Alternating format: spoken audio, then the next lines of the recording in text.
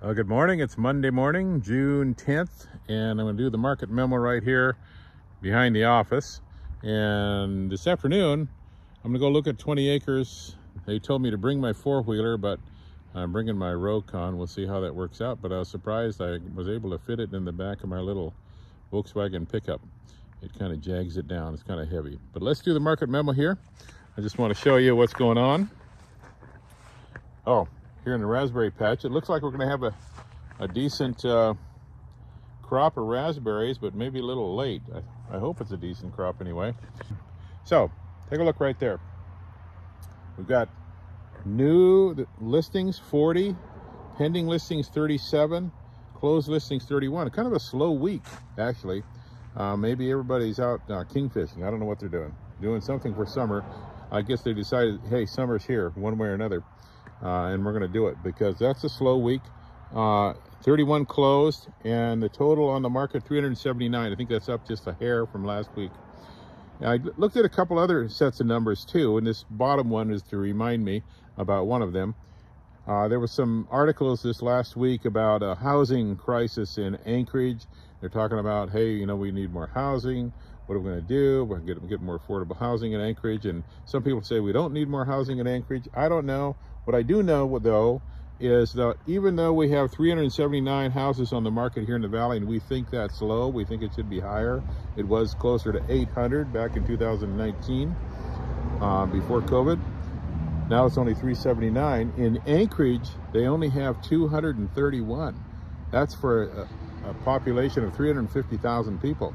So on a per capita basis, you can see down there, even though we think our inventory is extremely low, on a per capita basis, we have 6 times the amount of available homes for sale in the valley than they do in Anchorage. Way more. And of course, new construction is happening in the valley. It's very hard to build a new house in Anchorage and keep it affordable. You have all kinds of permits. It adds to the time, adds to the expense, plus the cost of the land and the scarcity of land. Somebody needs to start developing some of those big chunks of land that are sitting between Eklutna and Anchorage. Of course, a lot of that is you know, J-Bear based, but I think a lot of it's private land too. Probably belongs to Eklutna, but I think it needs to come on the market one way or another, and you start developing that.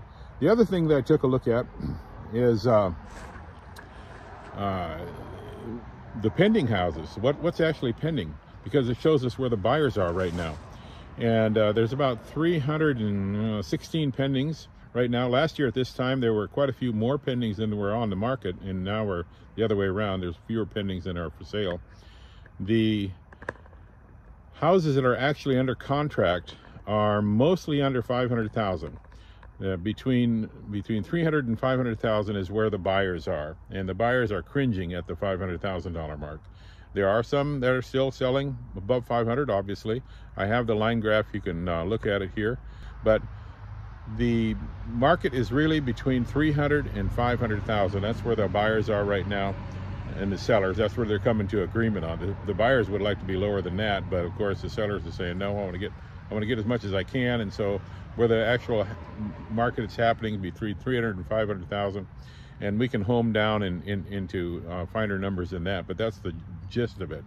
You get higher and higher numbers. You know, you get up to close to $1 million. There's very few houses are pending in that price range, but there are some. There's some. All right. Hopefully you can hear me over all the cars going by out there on Bogart Road. There's a go. We'll see you next week.